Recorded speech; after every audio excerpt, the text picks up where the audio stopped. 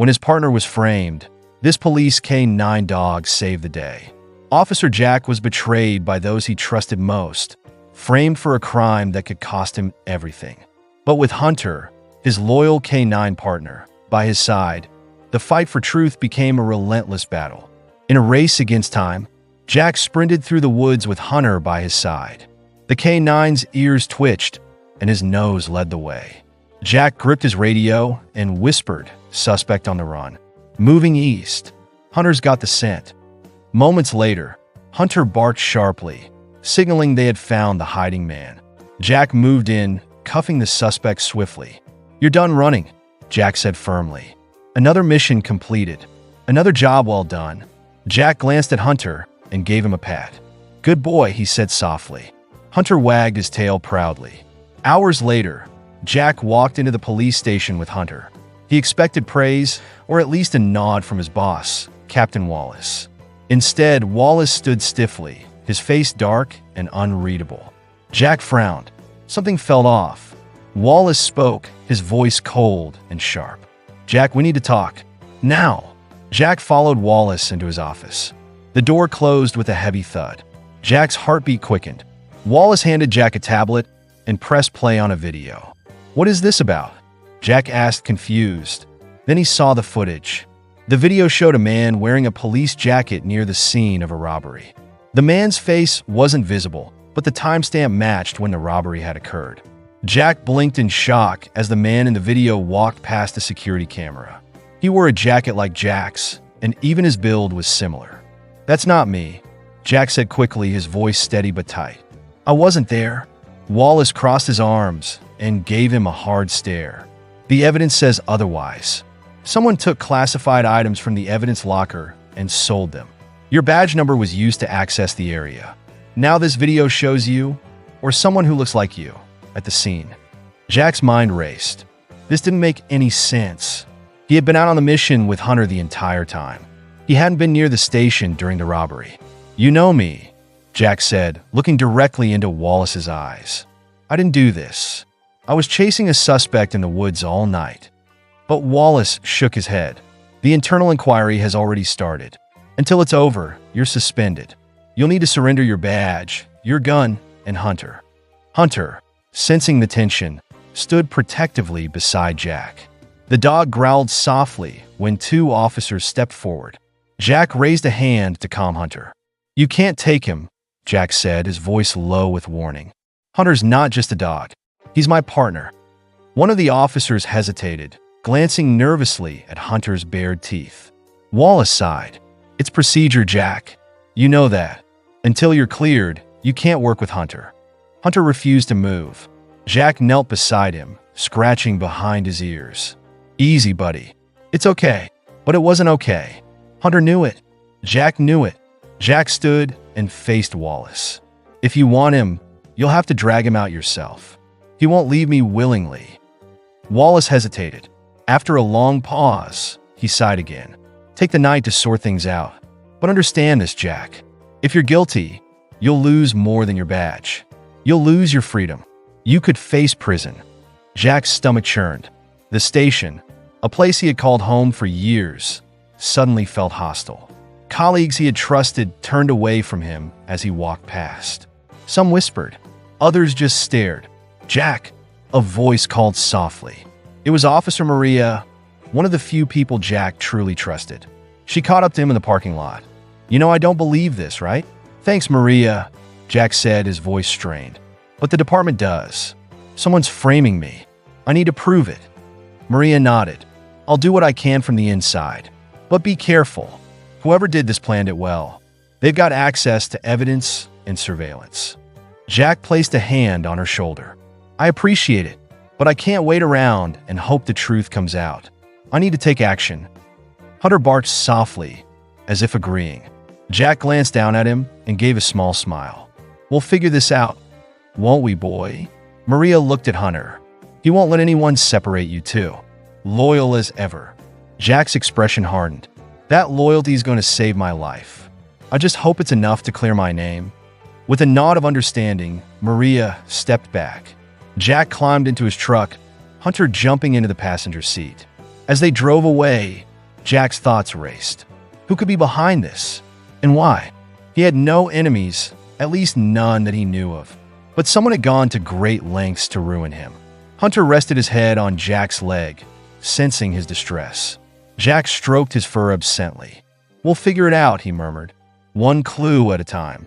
He drove through the quiet streets, heading towards the only place he could think clearly, an old cabin outside the city, where he and Hunter often trained. It was isolated, away from prying eyes. Jack knew he couldn't trust anyone fully right now. The cabin would be their base until they found answers. As the truck rumbled through the night, Jack's resolve hardened. Whoever framed him had made a mistake. They didn't know him well enough. He wasn't the type to give up. Hunter let out a quiet whine, his eyes shining with trust and determination. Jack gave him a firm nod. "We're in this together, buddy. Let's get to work." The cabin loomed ahead, shadowed by tall trees. Jack parked the truck and stepped out, the cool air sharp against his skin. He stood still for a moment, listening to the night. Everything was quiet, but Jack knew the real battle was just beginning. Together, he and Hunter would fight for the truth, no matter what it took.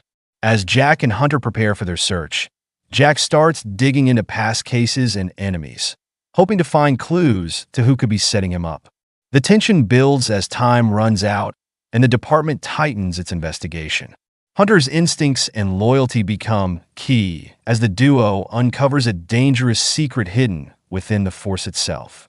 Jack stepped into the cabin and shut the door behind him. He leaned against the wall, closing his eyes for a moment. His mind felt like a storm. He had spent years serving his city, risking his life to protect others. Now his own people thought he was a criminal. It hurt more than he expected. Hunter nudged Jack's hand with his nose. Jack opened his eyes and smiled faintly. "I know, buddy. We can't give up." Hunter wagged his tail and gave a short bark, as if to say, "I'm with you." Jack unpacked his gear, placing his radio, phone, and police jacket on the table. He had to think clearly. Someone framed him, and they knew exactly how to make it look real. Jack's job was to find out who. Hunter suddenly sniffed the air and moved towards the table. He circled it, his nose twitching. Jack frowned. "What is it, Hunter?" The dog sniffed Jack's jacket, then the radio, then barked. Jack raised an eyebrow. Hunter was never wrong when he detected something unusual. Jack picked up his radio and examined it closely. At first, he saw nothing.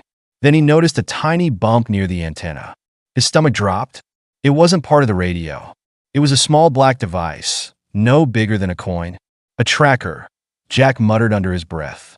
He pulled it off and stared at it. "That's how they knew where I was," he thought. "They used this to track me, then made it seem like I was at the crime scene." His hands clenched into fists. Someone on the inside had done this. Someone who knew his every move. Hunter barked again, drawing Jack out of his thoughts. Jack took a deep breath. "Good work, Hunter.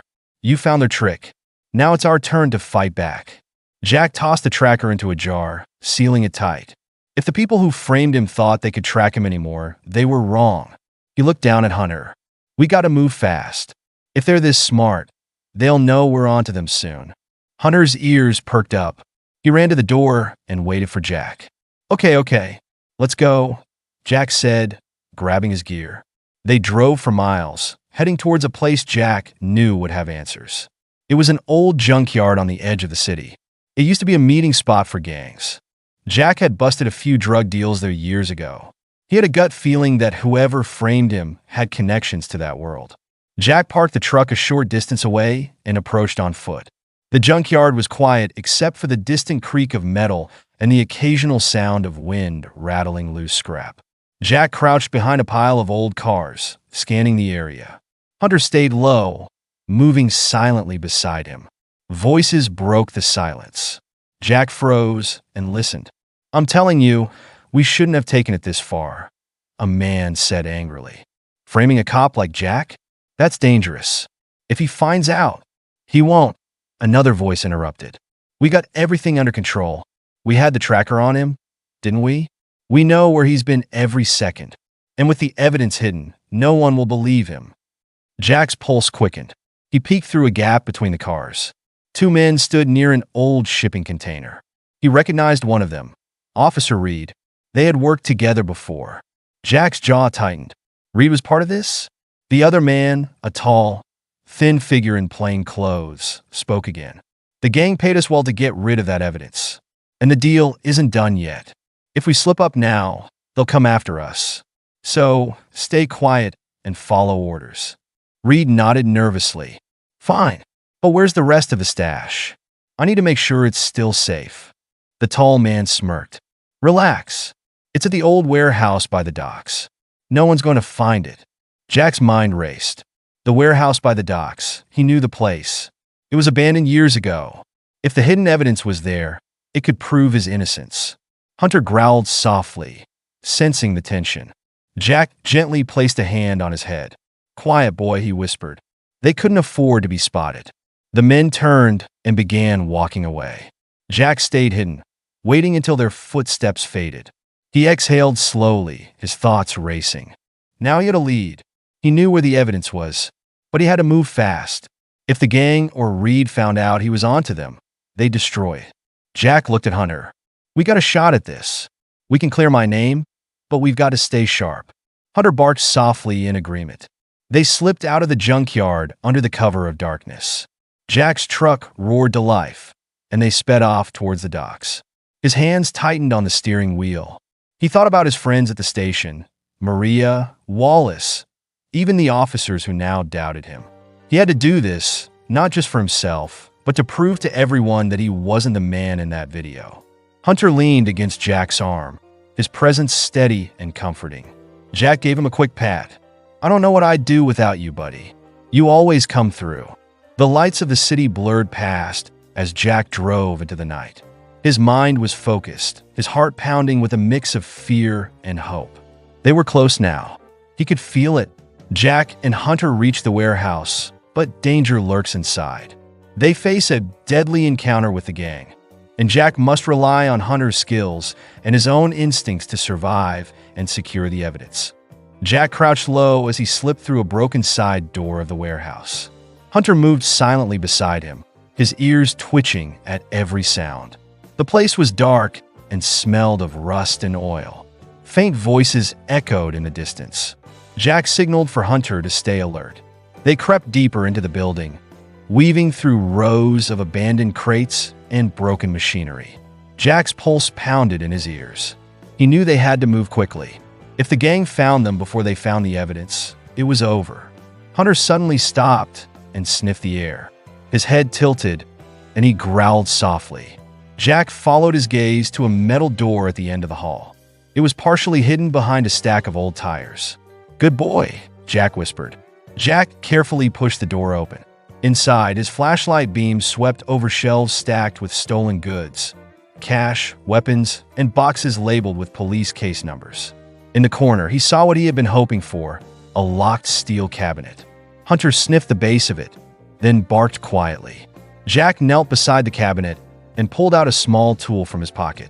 After a few tense moments, the lock clicked open. He yanked the door wide and found files, photos, and hard drives. He grabbed the most important-looking items and snapped pictures with his phone.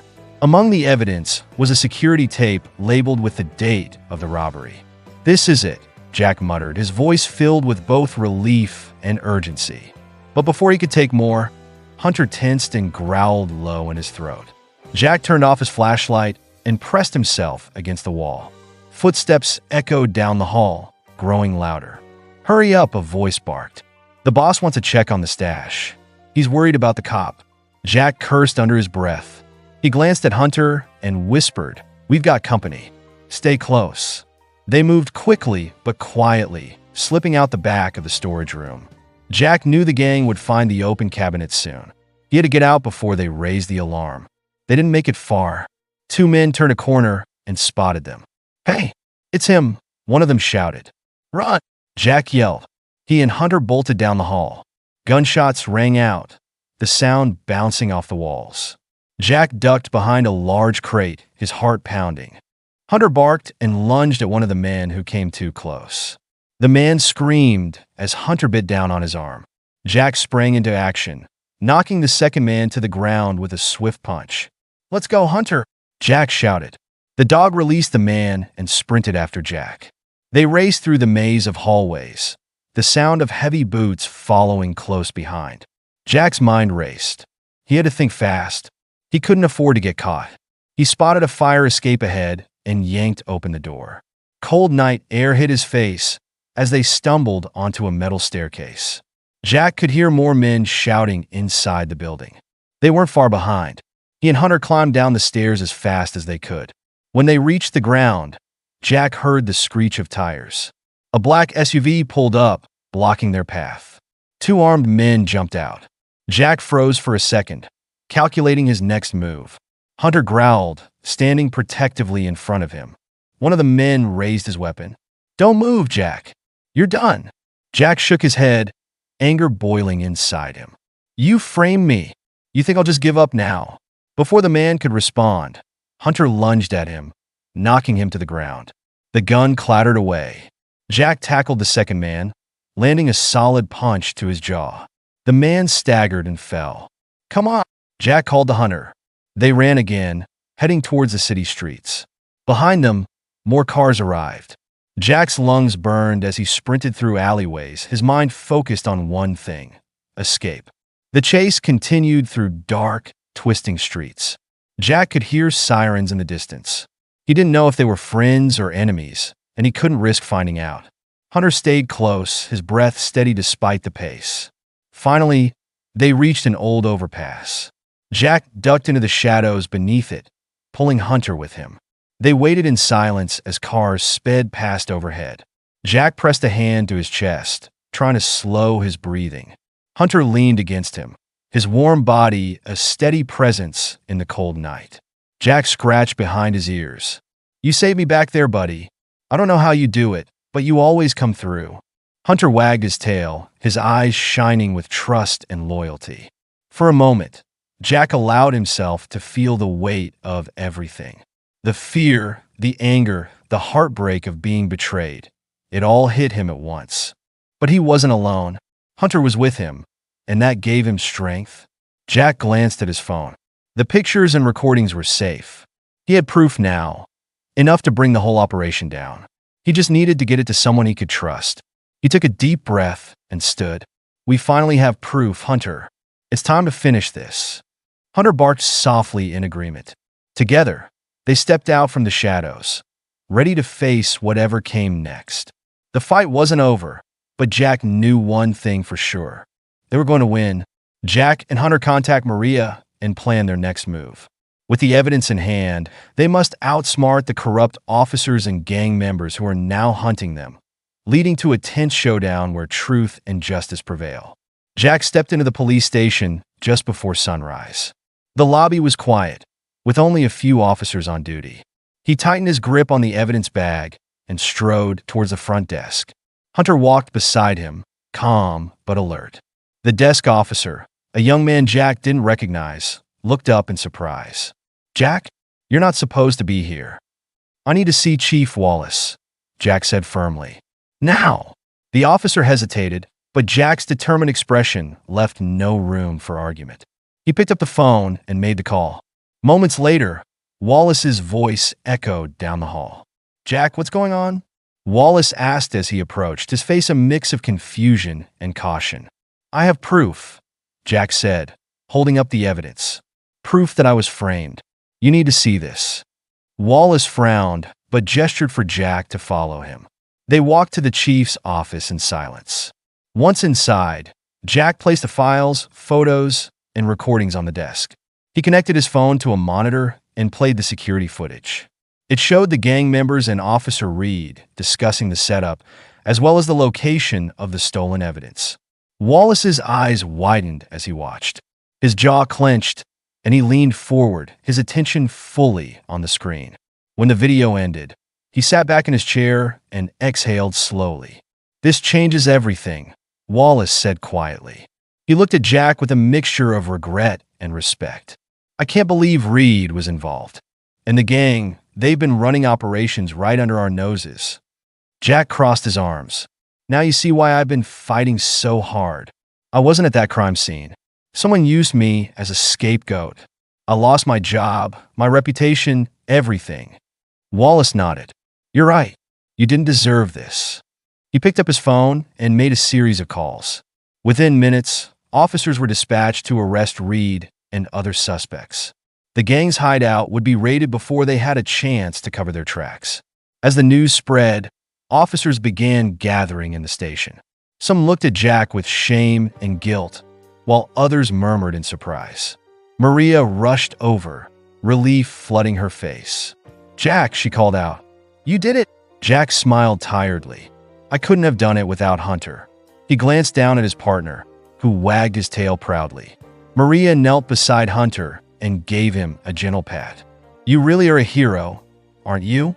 Hunter barked softly in response. Wallace approached Jack and cleared his throat. The room grew quiet as everyone turned to listen.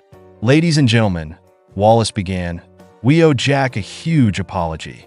We made a terrible mistake. We believed false evidence and turned against one of our best officers. But Jack didn't give up. He fought to prove the truth, and now, thanks to him and Hunter, we've uncovered corruption within our own ranks. There was a moment of silence before the room erupted in applause. Officers stepped forward to shake Jack's hand and pat him on the back. A few even apologized directly, their voices filled with remorse. Wallace extended his hand to Jack. Your suspension is lifted. You're officially reinstated, effective immediately. Welcome back, officer. Jack shook his hand firmly. Thank you. I just want to do my job and make sure this never happens to anyone else. Wallace nodded. You've got my full support. As the crowd thinned, Wallace asked Jack to address the officers. Jack hesitated for a moment, then stepped forward. Hunter stood beside him, his loyal presence grounding Jack as he spoke. I've always believed in this job, Jack began. We're here to protect people and uphold the law. But that means we have to trust each other too. When that trust breaks, everything falls apart. I won't lie. This experience hurt. Being framed, being doubted by people I thought were my friends. It was tough. He paused, his eyes scanning the room. But through it all, Hunter never left my side. He trusted me when no one else did.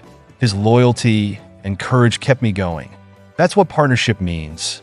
We have to stand by each other, no matter what. A wave of quiet understanding passed through the crowd. Some officers nodded, their expressions serious. Others looked at Hunter with newfound admiration. Jack smiled softly. So, here's to moving forward. Let's do better. Let's be better. And let's never forget what we're fighting for.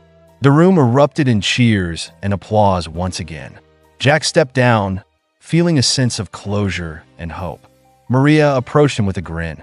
That was one hell of a speech, she said. Thanks, Jack replied. I meant every word. Hunter barked happily, wagging his tail as if he understood the significance of the moment. Jack chuckled and gave him a firm pat. You ready for our next mission, buddy? Hunter barked again, and his eyes bright with excitement.